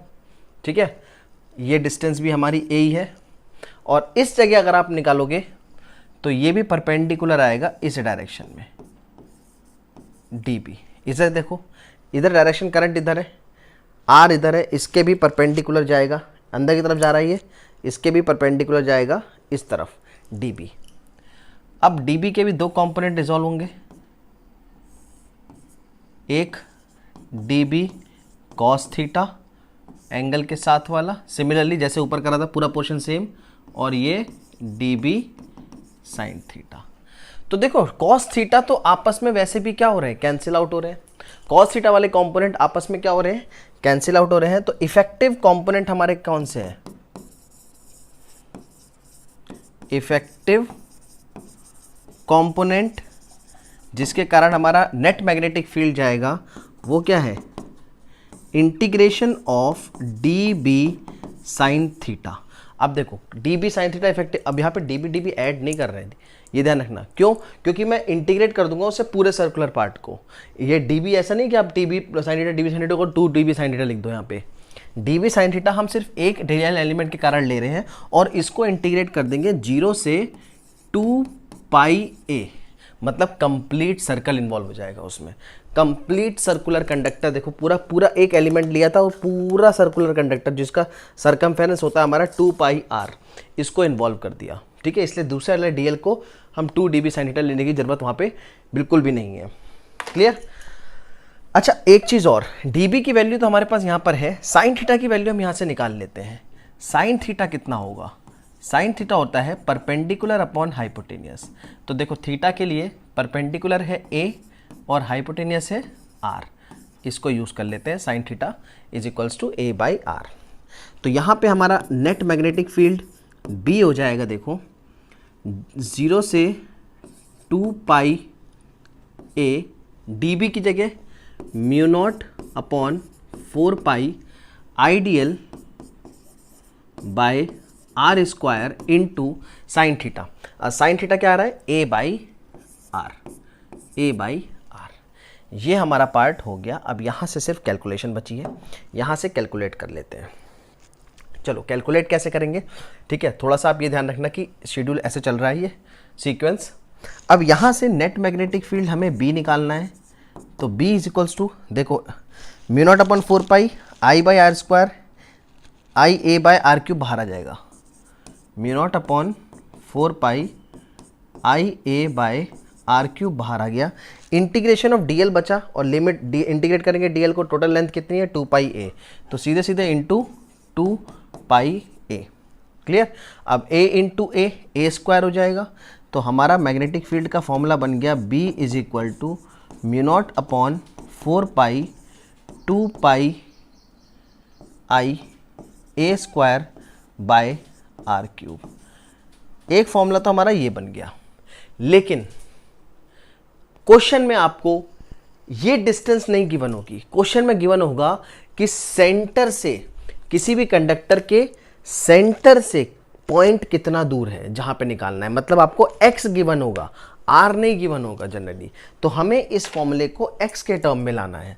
ठीक है, ध्यान रहे, हमें इस फॉर्मूले को x के टर्म में लाना है। अब उसके लिए थोड़ी सी मेहनत और लगेगी। यहाँ पर देखो थोड़ी सी मेहनत यहाँ पे और कर लेते हैं। क्या करेंगे चलिए देखते हैं। यहाँ पे एक काम करते हैं हम, आर यहाँ पे पाइथागोरस थ्योरम यूज करते हैं, PGT।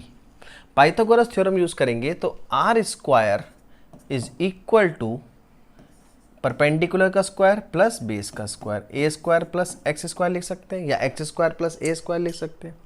यानी कि आर के पास, हमारे पास आर की वैल्यू आ गई एक्स स्क्वायर प्लस ए स्क्वायर की पावर 1/2। अंडर रूट को मैं 1/2 लिख रहा हूँ। अगर r इतना है तो r क्यूब कितना होगा? r क्यूब होगा एक्स स्क्वायर प्लस ए स्क्वायर की पावर 1/2 इंटू 3, 3/2। ठीक है, ये 3 है, 3/2।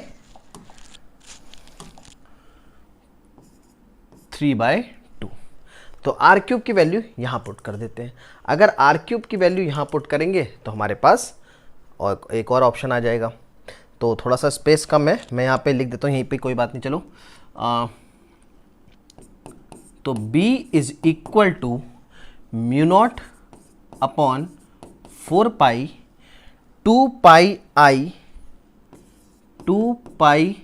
आई ए square divided by R cube की जगह एक्स स्क्वायर प्लस ए स्क्वायर की पावर 3/2। तो ये बन गया बेसिकली हमारा मेन फॉर्मूला। ठीक है, ये बन गया हमारा main formula. I hope screen में क्लियर आ रहा होगा। ये हमारा मेन फॉर्मूला बन गया, mu naught by 4 pi 2 pi I A square by X square plus A square की पावर 3/2। ये बन गया हमारा magnetic field at a point on the axis of a loop का फॉर्मूला। ठीक है, अब इसमें हम थोड़ा सा केस देख लेते हैं, तब तक आप इसे नोट कर लेना स्क्रीनशॉट लेके। हम पहला केस है, देखो, magnetic field for n turns of a loop. n turns में तो कोई दिक्कत बिल्कुल आनी नहीं चाहिए भाई। जो फॉर्मूला हमारा था सिंपल देखो, फॉर्मूला मैं दोबारा लिख देता हूँ यहाँ पे, अगर फॉर्मूले में कोई कंफ्यूजन हो। b is equals to mu naught by 4 2 pi I A square. देखो b is equal to mu naught by 4 2 pi I A square by X square plus A square की पावर 3/2। अब जब n टर्न्स आ गया तो हम इसमें n multiply कर देंगे, तो हमारा फॉर्मूला बन जाएगा, हमारा फॉर्मूला क्या बन जाएगा, b is equal to mu naught by 4 2n pi I A square divided by X square plus A square की पावर 3/2। ये बन गया हमारा फॉर्मूला बस n टर्म्स के लिए। लेकिन b eight a centre of a loop, अब देखो ये वाला पार्ट इंपॉर्टेंट है। ठीक है, अब यहां से पिछला वाला पार्ट भी डिराइव हो जाएगा। सर्कुलर कंडक्टर है, अब पॉइंट को एक्सिस पे ना लाके इस पॉइंट को सेंटर पे ले आए, मतलब b eight a centre of a circular loop, ये हमने पहले पढ़ा हुआ है। ठीक है, अब देखो, सबसे पहले तो कंडीशन पता होनी चाहिए आपको। एट सेंटर, अगर हम इस कंडक्टर का फॉर्मूला देखें इस तरीके से, थोड़ा सा ऐसे था। एट सेंटर पे अगर हम P पॉइंट पे ले आए, तो इससे पहले P पॉइंट यहाँ था, P पॉइंट को इधर ले आए सेंटर पे, यानी कि ये जो डिस्टेंस है x, ये तो 0 हो गई। जब इस P पॉइंट को यहाँ पे ले आएंगे तो ये x डिस्टेंस ख़त्म हो जाएगी, सिर्फ क्या बचेगा, a बचेगा। और वो a किसके बराबर हो जाएगा वो देख लो आप। सॉरी, ये तो रेडियस हमारा है, x खत्म हो जाएगा। तो हम एक काम करते हैं, यही कंडीशन इसके फॉर्मूले पुट कर देते हैं। तो हम लिखेंगे at centre x is equal to 0। अब x इज इक्वल टू 0 के बाद जो हमारा मैग्नेटिक फील्ड का फॉर्मूला है, b is equal to mu naught upon 4 pi, ये देखो ये वाला फॉर्मूला यूज़ कर रहे हैं, 2n पाई वाला नहीं, ये वाला फॉर्मूला यूज़ कर रहे हैं, 2 pi I A square bye, ठीक है, 2 pi I A square divided by X square plus A square की पावर 3/2। अब ये कंडीशन अगर पुट करेंगे x इज इक्वल्स टू 0 की, तो क्या बनेगा भाई, x इज इक्वल्स टू 0 की कंडीशन पुट करना, यानी पे ये पार्ट खत्म हो गया। तो ये आया mu naught upon 4 2 pi I A square divided by X square, खत्म हो गया भाई, ये तो खत्म हो गया, बचा क्या, ए स्क्वायर। अब ये ए स्क्वायर का, अब देखो ए स्क्वायर की पावर 3/2, ये से 2 से 2 कट गया, तो बचा क्या, a क्यूब, ये बचा a क्यूब, और ये a स्क्वायर क्यूब से कट जाएगा। तो basically we got, so b is equal to mu naught upon 4 2 pi I by A, b is equal to mu naught by 4 2 pi I by A. और एक twist देखो यहाँ पे, और pi से pi cancel, 2 to 4, b is equal to mu naught by 2 I by A. अब ये तो भाई फर्स्ट एप्लीकेशन, सबसे पहला जो एप्लीकेशन था हमारा, सबसे फर्स्ट एप्लीकेशन देखो, b eight a centre of circular loop, इसमें भी तो हमने वही निकाला था, dl एलिमेंट लेके 90 पुट करा था O पे, तो इसमें भी तो हमारा मैग्नेटिक फील्ड यही आया था, b is equal to mu naught by 2 I by A, और b is equals to mu naught upon 4 2 pi I by A. और ये इसका केस भी बन गया, यही इसके केस नंबर 2 भी हो गया भाई। जब p एक्सिस में x जब 0 हो गया, तो x 0 मतलब यही कंडीशन आ गई। ठीक है, तो ये सेम फॉर्मूला हमारा इससे भी ड्राइव हो गया। ठीक है, mu naught upon 4 2 pi I by A. Last case देख लेते हैं इस केस में, b eight a point when it lies far away from the centre of a loop. अब फार अवे मतलब, कहने का मतलब ये है कि ये छोटा सा पॉइंट है, अब यहाँ से मैं खूब दूर ले जाऊँ, p पॉइंट को काफ़ी दूसरी अपोजिट साइड की दीवार पे लगा दूँ, ये बहुत छोटा हो गया, मतलब ये जो ए है ना, ये ए इसका रेडियस ये बहुत छोटा हो गया, एक्स बहुत ज़्यादा बड़ा हो गया। तो इसकी कंडीशन क्या आ गई देखो, इसकी कंडीशन आती है when x is far far greater than a। ठीक है, तो एक्स स्क्वायर प्लस ए स्क्वायर की पावर 3/2 वाले केस में अगर x बहुत ज़्यादा बड़ा हो जाएगा तो यहाँ पर हम इस a स्क्वायर को नेग्लेक्ट कर सकते हैं। जैसे कंडीशन क्या है, ये पॉइंट है और इस पॉइंट पे हम पॉइंट यहाँ ले गए, दिस इज x और ये छोटा सा जो है ये a है। तो इस a स्क्वायर को हम नेग्लेक्ट कर रहे हैं क्योंकि ये पॉइंट p बहुत दूर हो गया। अब इस a स्क्वायर को नेग्लेक्ट करोगे तो ये क्या बन जाएगा, देखो x स्क्वायर की पावर 3/2, 2 से 2 कट गया तो बेसिकली ये बन गया x क्यूब। सिंपल सा ये बन गया x क्यूब। अब इसको फॉर्मूले में पुट कर देंगे। ठीक है, तो फॉर्मूला क्या बना हमारा, so b is equal to mu naught upon 4 pi 2 pi I A square divided by, हमारा फॉर्मूला था एक्स स्क्वायर प्लस ए स्क्वायर की पावर 3/2। अब जब इस कंडीशन को पुट करेंगे तो ये हो जाएगा mu naught upon 4 pi 2 pi I A square divided bye, अब एक्स स्क्वायर प्लस ए स्क्वायर सीधे सीधे क्या बन जाएगा, एक्स क्यूब। तो ये आ गया एक्स क्यूब। तो इस केस में ये फॉर्मूला हम सीधे सीधे अप्लाई करेंगे 2 pi I A square by X cube. अच्छा, एक मज़ेदार बात और, इसी में एक बहुत ही अच्छी बात देखो, इसमें हम एक ये चीज़ लगा सकते हैं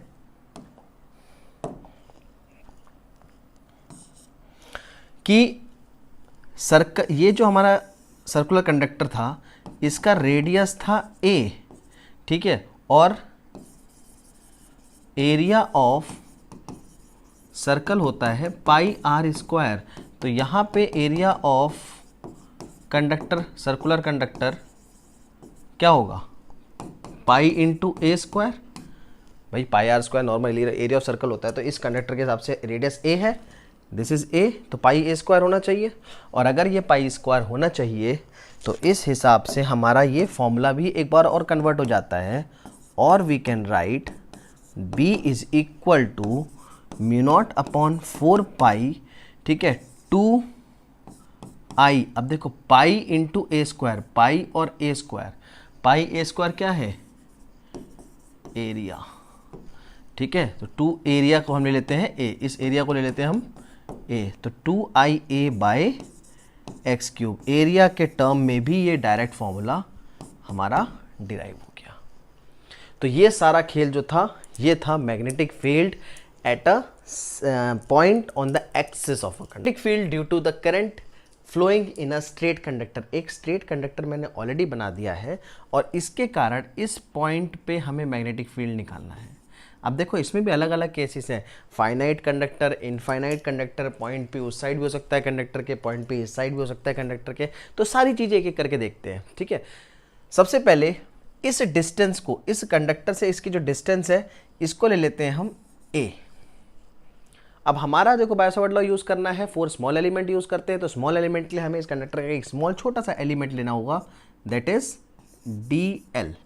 अब इस dl एलिमेंट के कारण, ठीक है, इस dl एलिमेंट के कारण इस पॉइंट P पे जो डिस्टेंस होगी, सॉरी P पे पहले तो डिस्टेंस हमने बायो-सावर्ट लॉ में भी देखा था, पॉइंट P की डिस्टेंस dl एलिमेंट से r होती है, वही चीज़ यहाँ पे लेंगे, दिस डिस्टेंस इज r, और इस लेंथ को ले लेते हैं l,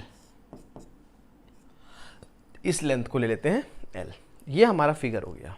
ठीक है, अब इस हिसाब से हम स्मॉल मैग्नेटिक फील्ड अगर dl निकालेंगे तो देखो इस स्मॉल मैग्नेटिक फील्ड अगर हम यहाँ पे निकालेंगे तो कितना आएगा, so dB is equal to using law dB is equal to यहाँ से कितना आएगा हमारा mu naught upon 4 pi I dl। अच्छा, थीटा तो हमने देखा ही नहीं, थीटा देख लेते हैं पहले। Theta is the angle between, आपको पता होगा थीटा किसका एंगल होता है, dl एंड आर के बीच का एंगल होता है थीटा। तो डीएल एलिमेंट ये है और आर ये है, यानी कि थीटा हो गया ये, ठीक है। अच्छा अब एक चीज़ बताओ, सबसे पहले ये हो गया 90 डिग्री और ये एंगल हो गया हमारा थीटा, ठीक है। बेसिकली थीटा हम कितना एंगल टिल्ट कर रहे हैं डीएल एलिमेंट के लिए वो लिया हुआ है यहाँ पर। अब हमें निकालना है डीएल और आर के बीच का एंगल, ठीक है। आर वेक्टर को मैं थोड़ा बाहर लिख देता हूँ, आपको कन्फ्यूजन नहीं होगा। ये है आर। अब हमें डीएल और आर के बीच में निकालना है, ये 90 ये थीटा है, तो बेसिकली ये हो जाएगा 90 माइनस थीटा, 90 माइनस थीटा। तो ये हो जाएगा I D L sine 90 minus theta by are square, ठीक है। तो यहाँ से हमारा बेसिकली डी बी निकल गया is equal to mu naught upon 4 pi I D L sine 90 minus theta is cos theta divided by are square. ये तो हो गया स्मॉल मैग्नेटिक फील्ड, ये है स्मॉल मैग्नेटिक फील्ड। अब हमें निकालना है नेट मैग्नेटिक फील्ड। तो नेट मैग्नेटिक फील्ड के लिए हम क्या करेंगे, आप देख लो यहाँ पे। नेट मैग्नेटिक फील्ड के लिए हम क्या करेंगे, पहले मैं इसको ज़रा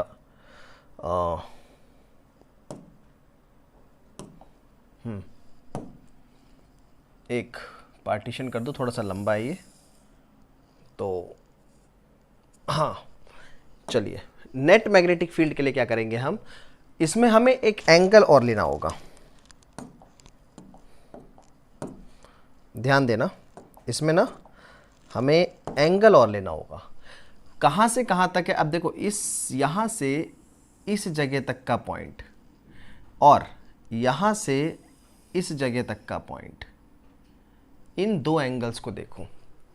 इस एंगल को मान लेते हैं φ1, इस एंगल को मान लेते हैं φ1 और इस पूरे एंगल को मान लेते हैं φ2, ठीक है। φ1 और φ2, थीटा हम ऑलरेडी मान चुके इसलिए थीटा नहीं मान रहे हैं। अब पी पॉइंट का दोनों वायर के दोनों एंड से हमने ले लिया एंगल φ1 और φ2, ठीक है। अब इस हिसाब से हमें टोटल नेट मैग्नेटिक फील्ड चाहिए B। So B is equal to integration of dB, कहाँ से कहाँ तक, φ1 से माइनस φ2 तक। नीचे देखो P पॉइंट ये है, तो φ1 से नीचे, 0 से नीचे तक बिल्कुल नेगेटिव माइनस φ2 तक। अब इसको इंटीग्रेट करेंगे हम, ठीक है। ये वैल्यूज़ हमारे पास आ गई है और ये dB हमारे पास ये ऑलरेडी आ गया है। ऐसे आपको नहीं लिखना है, मैं बस बता रहा हूँ कि ये वाला पार्ट है। अब इसको इंटीग्रेट करेंगे, लेकिन इसको इंटीग्रेट करने से पहले हमें कुछ वैल्यूज़ यहाँ से निकालनी पड़ेगी। बेसिकली आप याद रखो, आपको DL और R निकालना है, याद रख लो DL and R। DL and R इस ट्राइंगल से निकालना है। इसको मान लेते हैं A, इसको मान लिया P और इसको मान लो B point, A P B। अब देखो APB ट्राइंगल में देखो, इन ट्राइंगल APB, इस APB ट्राइंगल में, अच्छा इसको मैं थोड़ा सा डिवाइड कर दूं ताकि आपको इसमें कंफ्यूजन ना हो। देखो ये पार्ट अलग है, ठीक है, इससे कंफ्यूज नहीं होना है। ये पार्ट स्टार्टिंग है, अब यहां से शुरू कर रहे हैं हम।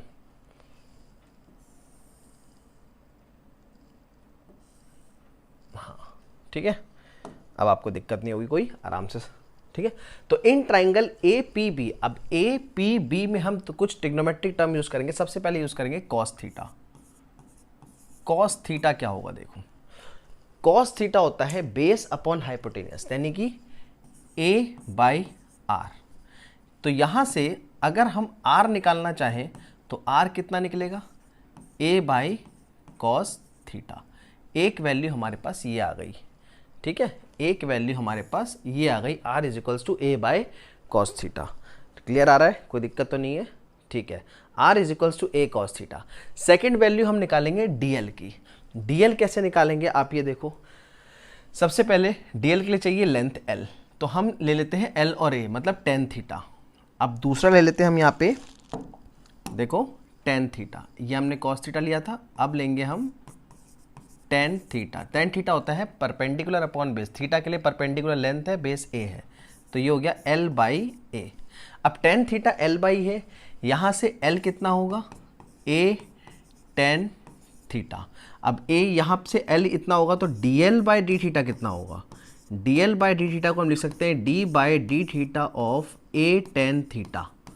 ठीक है, अब इसको डिफ्रेंशिएट करेंगे, एक बाहर आ जाएगा, तो बेसिकली ये कितना हो जाएगा, A टेन थीटा का डिफ्रेंशिएशन सेक स्क्वायर थीटा, और इस डी थीटा को इधर ले आते हैं तो DL कितना हो गया, sec square theta D theta. ये हो गई सेकंड वैल्यू। अब इन दो वैल्यू को R और DL को हम इस फॉर्मूले में यूज़ करेंगे, अपने फॉर्मूले में। ठीक है, तो वापस आते हैं। सो हम इससे कर रहे थे, ठीक है, इसको देखो अब। So B is equal to integration minus phi two से फाई वन, और dB की जगह mu naught by 4 pi I D L cos theta by are square. अब DL और आर स्क्वायर की जगह ये वैल्यूज़ रखनी है। ठीक है, तो यहाँ से इसे कंटिन्यू करते हैं, तो ये हो जाएगा हमारा B is equal to minus phi two से phi one mu naught by 4 pi I, अच्छा DL की जगह हमारा आएगा A sec square theta D theta into cos theta. देखो A sec square theta D theta अलग है, ठीक है, A sec square D theta ये DL की जगह आया है, और divided by are square, R की जगह क्या आएगा, A square by cos square theta. अब यहाँ से कट करना शुरू करते हैं। देखो cos square theta sec square theta ये तो ऐसे कट जाएगा, क्योंकि कॉस स्क्वायर थीटा ऊपर जाएगा और दोनों इन्वर्स होते हैं। ठीक है, एक A से स्क्वायर कट गया, अब जो बचा उसको लिख लो, तो म्यू नॉट अपॉन 4 पाई, देखो कांस्टेंट इंटीग्रेशन से बाहर आ जाएगा, I बाई A बाहर आ जाएगा, बचेगा क्या, देखो कॉस थीटा डी थीटा, तो इंटीग्रेशन माइनस फाई टू से फाई वन तक का इंटीग्रेशन किसका बचा, कॉस थीटा डी थीटा का। अब इसका इंटीग्रेशन बचा हमारा। ठीक है, साइड में कट तो नहीं रहा, कहीं एक बार चेक कर लेते हैं, कोई दिक्कत नहीं है, आप थोड़ा सा इसको ऐसे देख लो। अब देखो, अब यहाँ से कॉस थीटा का इंटीग्रेशन होता है mu naught upon 4 pi I by A. अब देखो सीधे सीधे हम कॉस थीटा का इंटीग्रेट करेंगे। अब यहाँ पर पूरा वाला पार्ट हम कर चुके हैं, आप पूरा पार्ट देख सकते हो, यहाँ पे कहीं पे कोई दिक्कत नहीं आनी चाहिए। अब सीधे सीधे कॉस थीटा का इंटीग्रेशन सिंपल क्या हो जाएगा, साइन थीटा। लिमिट पुट कर देंगे कहाँ से कहाँ तक, माइनस फाई टू से फाई वन तक। अब लिमिट होता है upper limit minus lower limit, तो इसको पुट करेंगे तो mu naught upon 4 pi I by A, ये हो जाएगा हमारा साइन फाई वन। ठीक है, upper limit minus lower limit minus sine minus phi two. ठीक है, upper limit minus lower limit, तो B हो जाएगा हमारा mu naught upon 4 pi I by A. ठीक है, ये हो जाएगा हमारा साइन फाई वन। अब sine minus theta minus sine theta, minus minus plus हो जाएगा, प्लस साइन फाई टू। तो this is the magnetic field due to straight conductor. ये हो गया हमारा mu naught upon 4 pi I by A sine phi one plus sine phi by two. याद रखना sine minus theta minus sine theta होता है, तो माइनस बाहर आएगा। यहाँ पे एक बता दूँ मैं कैसे यूज़ करा है, sine minus theta is equal to minus sine theta, ये पार्ट यूज़ करा है हमने यहाँ पे। ठीक है, तो ये हमारा निकल के आ गया फॉर्मूला। आप इसे आराम से पूरा नोट कर सकते हो clearly, you can take the screenshot also. ये बहुत सिंपल है, बस आपको ये याद रखना है कि DL और R निकाल के कैसे पुट करना है स्ट्रेट कंडक्टर के लिए। हम तब तक देखते हैं case 1, magnetic field due to infinite length. बाप रे, इनफाइनाइट लेंथ। अब इनफाइनाइट लेंथ में आपको जो मेन काम करना है वो करना है फाई वन और फाई टू के बारे में। देखो पहले हम बना लेते हैं इसका फिगर। फिगर कैसे होगा देखो, इनफाइनाइट लेंथ लेनी है पहले तो इनफाइनाइट लेंथ के हिसाब से इसको ऐसे लगेंगे और इसको ऐसे ले लेते हैं, ये है इनफाइनाइट लेंथ। अब इनफाइनाइट लेंथ के हिसाब से हम इसे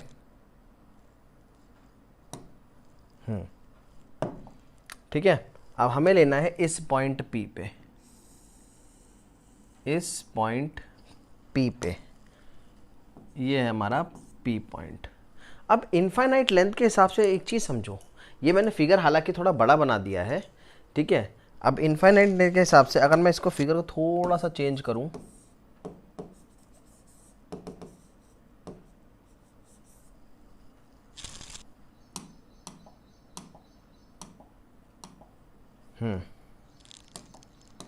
इस फिगर को हम कुछ इस तरीके से बना सकते हैं, ये P पॉइंट है, इससे थोड़ा सही समझ में आएगा आपको, ये P पॉइंट है। अब देखो अगर मैं एंगल लूँगा, अब इनफाइनाइट लेंथ मतलब ये छोटा सा डिस्टेंस है और ये बहुत ज़्यादा बड़ा है, तो इसको अगर हम इससे जोड़ेंगे तो ये अप्रॉक्सीमेटली सीधा ही जाएगा इनफाइनाइट लेंथ के हिसाब से। सोचो, एक चीज़ सोच के देखो, यहाँ पे मान लो पॉइंट है और इसको हम लेते जा रहे हैं, तो इसको जोड़ना होगा इसके टॉप को, तो ये एंगल लगभग जो φ1 है वो लगभग 90 डिग्री बन जाएगा, और जो नीचे भी अगर जोड़ोगे आप तो नीचे वाला एंगल भी लगभग φ2 जो है वो 90 बन जाएगा। तो यही इसका केस है समझने का, ठीक है। तो इस केस के हिसाब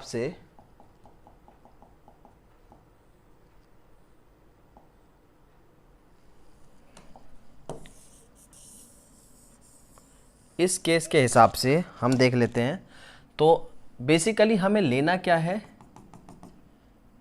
ये एंगल φ1 इज इक्वल टू π/2 या 90 ले सकते हो, और ये एंगल φ2 ऑल्सो π/2, ठीक है। तो बेसिकली ये केस क्या बना, φ1 is equal to φ2 is equal to π/2, ये हमारा केस बन गया। अब चुपचाप इसे पुट कर देते हैं। हमारा फॉर्मूला क्या है, तो b इज इक्वल टू μ0/4π, आप देख लो ये कहाँ गया हमारा, μ0/4π I/a sin φ1 प्लस sin φ2, यही वाला फॉर्मूला यूज़ कर रहे हैं। तो I/a bracket sin φ1 plus sin φ2। अब इस केस में अगर हम इसे यूज़ करेंगे तो ये हो जाएगा b is equal to μ0/4π I/a sin φ1 की जगह π/2 प्लस sin φ2 की जगह π/2। अब sin π/2 मतलब sin 90 प्लस sin 90, दोनों 1 1 plus 1 2। So magnetic field B becomes μ0/4π 2I/a, μ0/4π 2I/a। ये फॉर्मूला बन गया किसका, for magnetic field due to infinite length के केस में आप सीधे ये यूज़ करोगे। क्लियर है। और लास्ट देख लेते हैं, magnetic field due to infinitely long carrying conductor near its one end semi infinite wire. अरे वन एंड पे, अच्छा वन एंड पे अगर हमें लेना है तो क्या करेंगे, कुछ तो करेंगे बाबा। अब देखो ये हो गया हमारा एट वन एंड, ठीक है। अब एट वन एंड मतलब इस पॉइंट पे, एट वन एंड मतलब इस पॉइंट पे। अब इस पॉइंट पे हमारा जो मैग्नेटिक फील्ड बनेगा वो कुछ इस तरीके से बनेगा, एट पॉइंट P। अब एट पॉइंट P पे हमारा जो एंगल होगा, ठीक है, φ1 वो क्या होगा 90 डिग्री। एट P पॉइंट पे हमारा एंगल क्या होगा 90 डिग्री। और जो φ2 होगा, क्योंकि देखो इनफाइनाइट पे जाना है, इनफाइनाइट पे अभी आपको समझाया था कि इनफाइनाइट पे जाने के लिए एक साइड पे हमें परपेंडिकुलर जाता है, दूसरा वाला φ2 जो हो जाएगा वो हो जाएगा 0, क्योंकि हम एक एंड पे आ गए, एट वन एंड। अब एक एंड पे आ गए तो दूसरा पॉइंट क्या हो जाएगा 0 हो जाएगा। अब इस केस में हमें क्या पुट करना है कंडीशन, सो हमारी कंडीशन बची φ1 is equals to 90 degree and φ2 is equal to 0 degree. अब ये पुट करना है हमें, φ1 90 पुट करना है और φ2 0 पुट करना है। अब वही हमारा फॉर्मूला क्या है, फॉर्मूला है हमारा b is equal to μ0 by 4 pi i by a bracket sine φ1 plus sine φ2। अब साइन φ2 होता है साइन 0 और साइन 0 डिग्री हो जाता है सीधे सीधे 0 और साइन φ1 क्या है 90, साइन 90 सीधे सीधे क्या हो जाएगा 1, तो ये हो जाएगा ये हो जाएगा हमारा 1। तो b is equal to μ0 by 4 pi i by a, simple.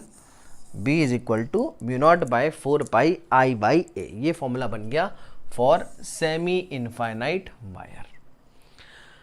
तो दिस वॉज लेक्चर नंबर 4। अब हमारा ये एक पार्ट खत्म हो गया बायो-सावर्ट लॉ और उसके सारे एप्लीकेशंस, ठीक है। अब हम अगले लेक्चर में लेके आएंगे एम्पीयर सर्किटल लॉ और फिर उसके एप्लीकेशंस की बात करेंगे। Thank you.